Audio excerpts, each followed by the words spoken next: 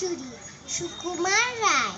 Head অফিসের বড় বাবু লোকটি বড় শান্ত, তার যে যেমন মাথার ব্যামো কেউ কখনো জানতো। দিব্যি ছিলেন খোশ মেজাজে, চেয়ার খানি চেপে একলা বসে ঝিমঝিমিয়ে হঠাৎ গেলেন খেপে।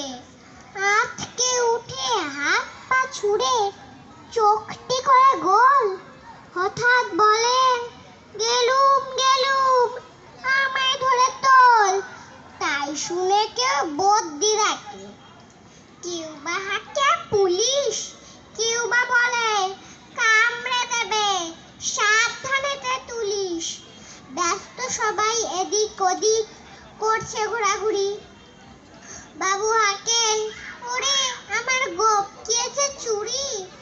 গোপ হারানো আজব কথা, তাও কি হয় সত্যি? গোপ জোড়া তেমনি আছে, কমেনি এক রত্তি। সবাই তারে বুঝিয়ে বলে, সামনে ধরে আয় না, মোটেও গোপ হয়নি চুরি, কখনো তা হয় না।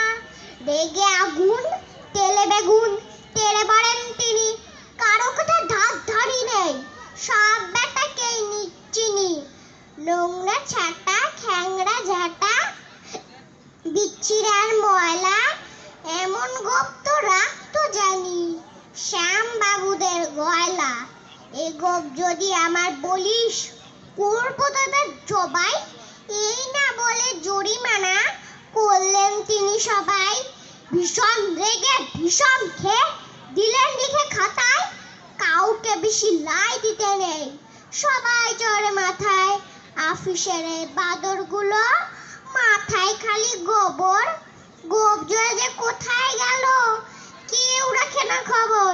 ইচ্ছে করে বেটাদের গোপ ধরে খুব নাচি, মুখ্যগুলোর মুন্ডু ধরে কোদাল দিয়ে চাচি।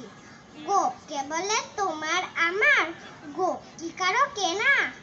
গোফের আমি গোফের তুমি, তাই দিয়ে যায় চেনা।